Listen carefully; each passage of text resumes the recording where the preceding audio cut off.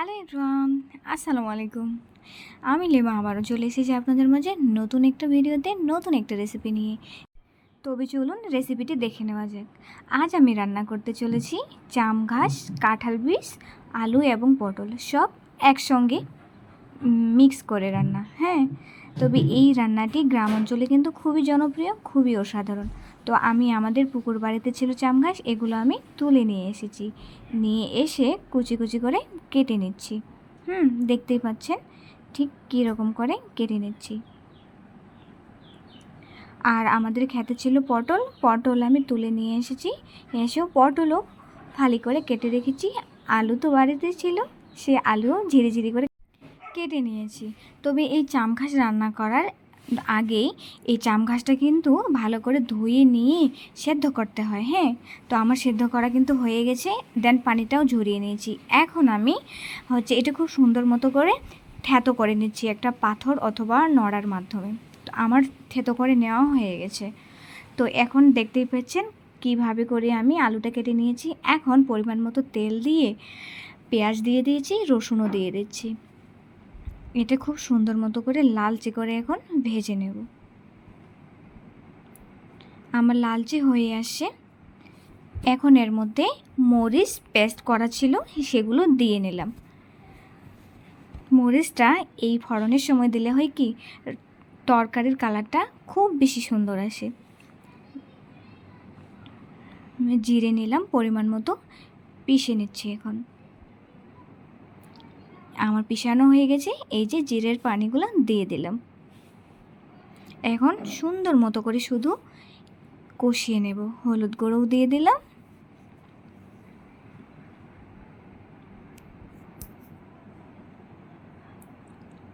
লালচে হওয়ার জন্য আমি অপেক্ষা করতেছি। ভেজে নেওয়া হয়ে আসছে। আর একটু করে ভেজে নিতে হবে শুধু। এটা ভেজে নেওয়া হলেই কিন্তু আমি জাম ঘাসটা দিয়ে দেব। তো আমার কাঙ্ক্ষিত রং চলে এসে জাম ঘাসটাও আমি দিয়ে নিচ্ছি।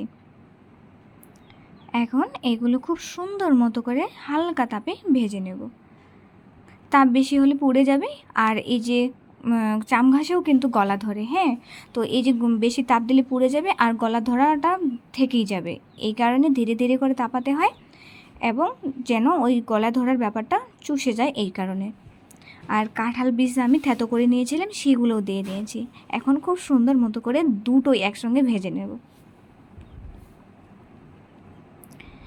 ভেজে নেওয়া হয়ে গেছে। এখন আমি পটলটাও অ্যাড করে নিলাম, আলুও দিয়ে দিলাম। এখন শুধু ভাজবো আর ভাজবো।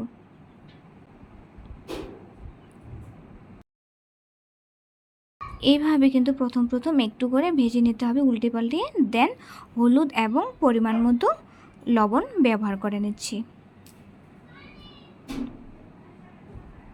দেখি খুব সুন্দর লাগছে না? এই জাম ঘাসের তরকারি কিন্তু খুবই অসাধারণ হয়।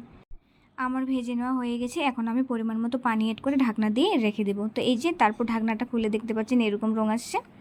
আবার একটু পানি দিয়ে সুন্দর মতো করে নাড়িয়ে নিচ্ছি।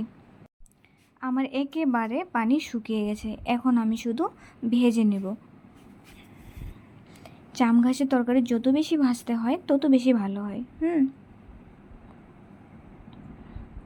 দেখতে করলা ভাজির মতো লাগতেছে, তাই না?